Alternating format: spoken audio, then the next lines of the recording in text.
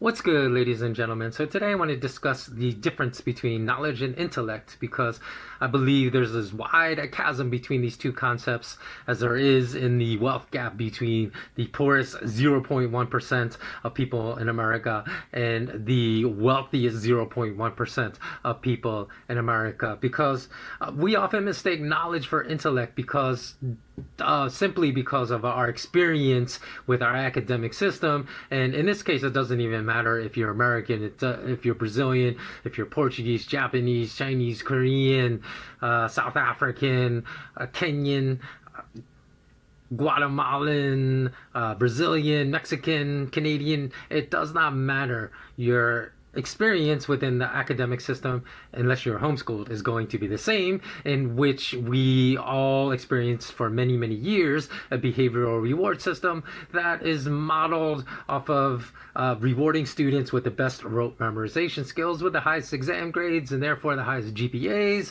and the false label as the smartest person or perhaps the valedictorian of their class. So I remember even being duped into this ludicrous concept when I was a child, when I took the college entrance examination called the SATs in 7th grade and then performed so well. I can't remember what the exact parameters were to gain entry into this precocious academic youth program run by Johns Hopkins University, but I was placed into that because as I said, I can't remember the exact parameters, but I think as like a 13-year-old, you had to score better than most high school seniors taking the same exam.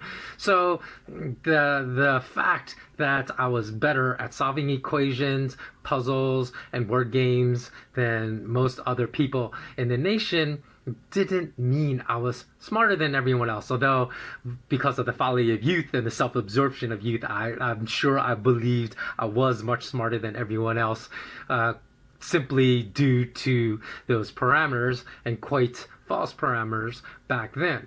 Because our backwards academic system conditions us to believe this nonsense that we falsely equate an abundance of knowledge with intellect when we are adults. And to this day, I continue to observe many that continue to make the mistake of conflating knowledge with intellect. Now, you might have a lot of knowledge and also be very intellectual, but just because you have a lot of knowledge does not mean you're intellectual. So in that Venn diagram, like intellect and knowledge might not necessarily intersect, in those two circles where you have someone that has an extreme amount of knowledge and is also intellectual, because there's probably a small proportion of those with a lot of knowledge, because perhaps a lot of people without knowledge just like to show off their knowledge and be pedantic and just be obnoxious. So I recall when I was still working in banking many moons ago as a private banker in Los Angeles, having a discussion with a colleague of mine, and she was recounting the story in which I was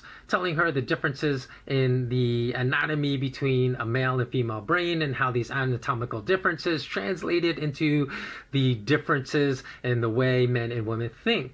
And when she recounted the story to me, she was saying, "Oh, when you told me that," she's like, "that's the first glimpse I got of how smart you were."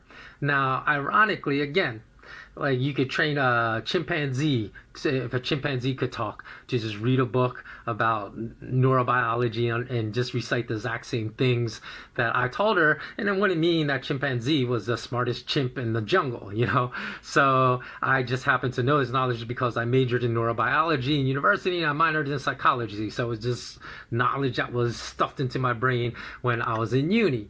And so the fact that she thought I was smart based upon recitation and regurgitation of information that didn't require any critical analysis on my part shows me that people today are still conflating knowledge with intellect. Because, again, the absorption of knowledge without any kind of critical perspective is not any type of show of intellect. So I'll give you just another example. There was somebody recently that sent me a podcast and say, "Hey, check this out. I want you to tell me what you think about this girl."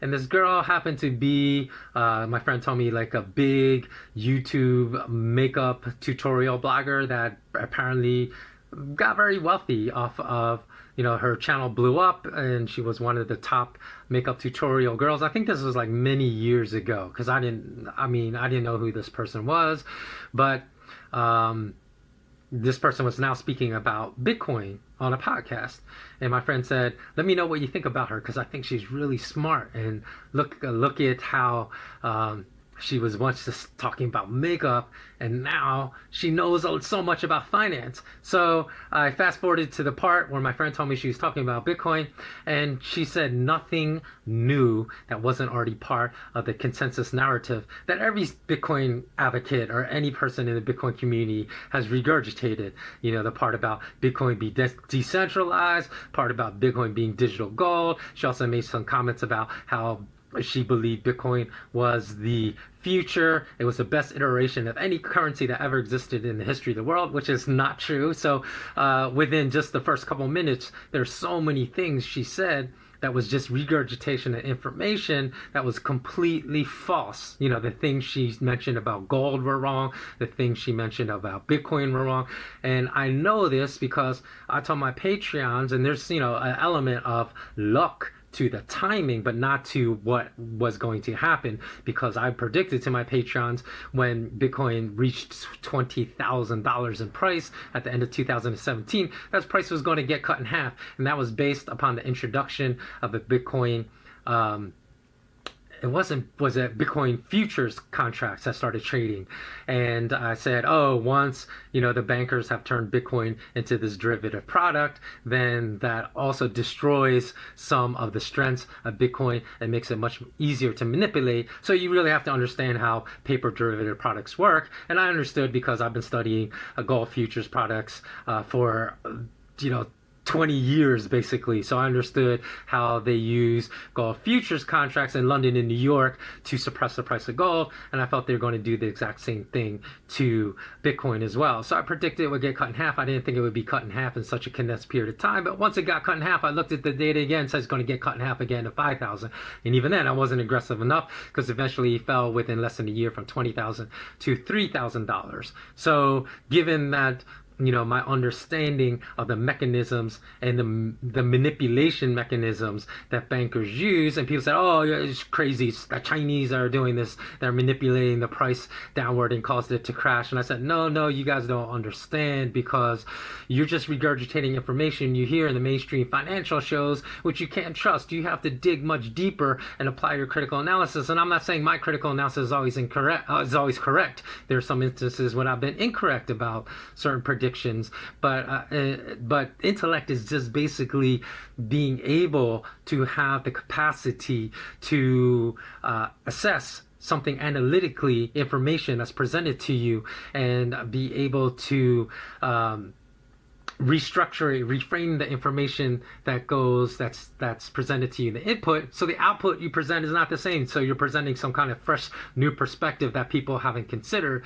And back then I remember saying, which I was then vindicated just this past year. It took like years for me to be vindicated on my point of view, that was bankers that were going to be responsible for the crash of Bitcoin prices, because there was a former commissioner of the Commodities Futures Trading Commission that said, basically admitted, it was like earlier this year in 2019, that they invented Bitcoin futures purposely to crash the price, to pop, they said, to pop the Bitcoin price bubble. So I was even correct in that assessment. So this girl could be really smart, and obviously she has a great deal of business acumen, because she turned a hobby into a lot of wealth through a very successful YouTube channel. So I'm not saying she's not smart, but to say just regurgitation of information without any type of critical analysis is a sign of intellect is completely off base, which I'm sure all the homeschoolers that are watching this short video understand this concept. Okay, so that's going to wrap it up for today.